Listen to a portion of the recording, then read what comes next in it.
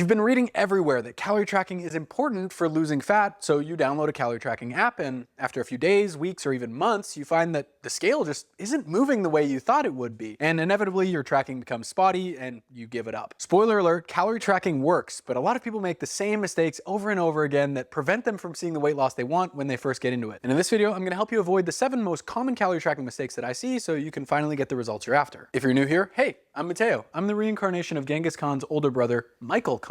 I lost 50 pounds and now I help guys get in shape and lose fat using a simplified approach to nutrition and training. And if you've seen a few of my videos, welcome back. The first mistake I see beginners making is estimating too frequently. You might think that you could eyeball and estimate 1 tablespoon of peanut butter pretty well, but you don't realize that that 1 tablespoon of peanut butter is actually 2 tablespoons of peanut butter. So instead of the regular 90 calories that you think you've been having, it's actually 180 calories. Just kidding, I just punked you. This is a double serving of peanut butter, and this is a 3.5 times serving of peanut butter. That's 335 calories, and that is 180. When there's 180 calories you didn't account for on your morning toast alone, keep doing that with other foods throughout the day, it could easily completely derail your fat loss progress. Instead, there's a far more objective and accurate way to track your calorie intake, and that is using a food scale to measure how much you're eating. Just turn on the food scale and put the food on there that you're gonna measure, and then you can zero it out and pull out how much peanut butter you're gonna have, and then you can see exactly how much you've taken out. Obviously, you can't bring a I'm like one of those fucking dogs. They put the peanut butter in the roof of their mouth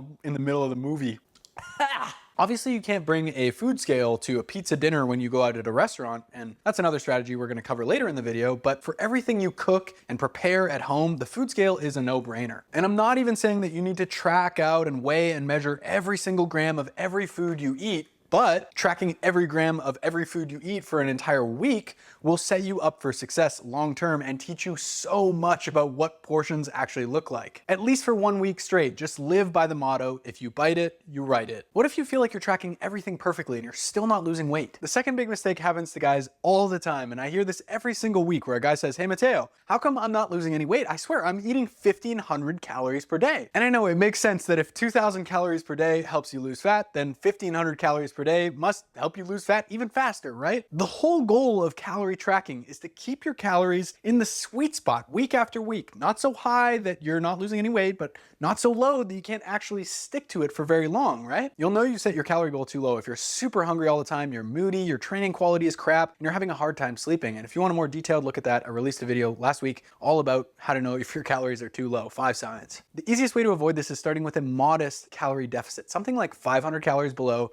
your daily energy expenditure. And then you can reduce it from there if you want to or if you need to. Feel free to use my free weight loss calculator, first link in the description, if you want to find out how many calories you burn each day. Think about it like the helicopter flash game that we've all played. You don't want to fly too high so you don't run into the top of the tunnel, and you don't want to fly too low so you don't crash at the bottom of the tunnel. You just want to keep it in that sweet spot. But how big of a deal is it if you go over your calorie goal on the weekends? This might surprise you, but going over your calorie goals on the weekend isn't always that big of a deal. It really just depends on how big the blowout is and how frequently you do it. Your body isn't just a machine that switches on and off in fat burning mode depending on whether or not you hit your calorie goals for the day. Instead of thinking of losing fat like you're driving a speedboat where it's just you're taking all these sharp little turns, think of it like a barge where over time you make small little course corrections that move you in the right direction. Your body utilizes the energy you give it on a rolling format. So even if you eat a little bit less calories today than you need to maintain your current body weight, if you eat those calories back in excess tomorrow, then it basically evens out. And the same thing happens on a weekly or even monthly basis. What you do on any given day isn't actually all that important for calorie tracking. What matters most is what you do consistently on average. But did you know you can actually use that to your advantage? If there's one thing I hear most commonly from guys who keep losing the same 10 to 20 pounds over and over again in life, it's this. When I'm on track, I'm on track. There's no sugar, no beer, and I'm working out 5 days a week. But when I am off, oh boy, am I ever off the wagon. And that's why you get stuck on this weight loss roller coaster and you keep yo-yoing up and down with your weight loss efforts. If only you could just narrow the difference between your highs and your lows, you wouldn't ever have to stray so far in either direction. Here's the secret. You don't have to be perfect in order for it to work. As long long as you stay within 5 or 10% of your calorie goal each day, you're gonna make progress. If you go over your calorie goal today, just get back on track tomorrow. Had a big blowout Saturday night? Go for a walk Sunday morning, buy yourself some groceries and get back on track. All these little hiccups are just gonna be blips on the radar when you look back months from now after you've made all kinds of awesome progress. Okay, what if you have a good calorie goal, you're tracking everything correctly, and you're still not losing weight? Should you adjust your calories? That's a great idea, but most guys are just over adjusting. They adjust too frequently and the adjustments are way too big. Before you adjust, check these 3 things. You've been accurately tracking your food and hitting your calorie goal for at least 10 days. There have been no changes in your activity levels, so you can use a step tracker or just the built-in one on your phone to make sure of this. And you didn't have just some random scale bump because of carbs, fiber, sodium, stress, water, alcohol, or something else. And honestly, this shouldn't be an issue at all because you should be looking at the average of how your body weight is trending and not any individual weigh-in. If those are fine, you can make a small adjustment. And in most cases, we're talking about a 10% calorie adjustment here. Then you repeat the process of 10 more days of testing and checking, and you can adjust by 10% more if you need to. It's like when a man is peeing while standing up. If you shake it more than twice, you're just playing with it. Stop messing around with your calorie goal and just let your body do its thing. Speaking of which, MyFitnessPal has designed into its own application the most confusing display of any app I've ever seen that has caused so many people to not lose weight that they think they should be. And you've probably seen this, the food minus exercise equals calorie goals number. Ignore that entirely. Stop eating back those exercise calories. It's gonna cause you to stop losing weight. Just set a standardized calorie goal each day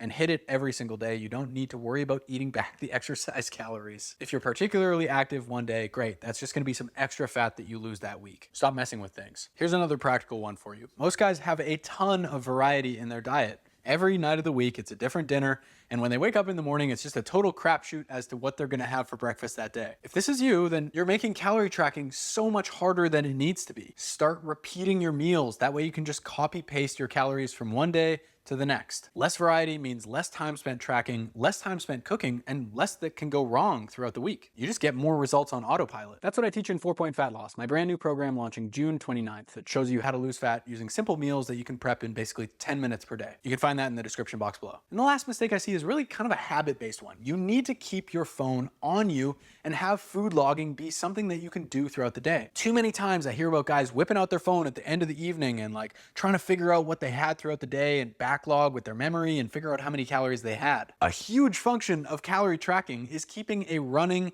daily total so that you know when you've eaten enough for the day and it's time to stop eating. And you're just bound to forget all those little bites, licks, and tastes of snacks you had throughout the day, which is gonna lead to you underreporting your calories and wondering why things aren't working. It should trigger a mental note when you're about to eat something like, boom, if you bite it, you write it, and you whip out your phone right before you eat it or right after and log it so you don't forget it. Avoid these 7 calorie tracking mistakes and you're likely to see your weight start to reduce in the next 7 days or less. Thank you so much for watching this video. As always, be sure to subscribe to the channel so I can see you in the next one. Peace. If you're new here, hey, I'm Matteo. I'm the reincarnation of Genghis Khan's older brother, Michael Khan. Can you start and turn over? Yeah. You like that one, huh? Fuck, I can't bring it back now.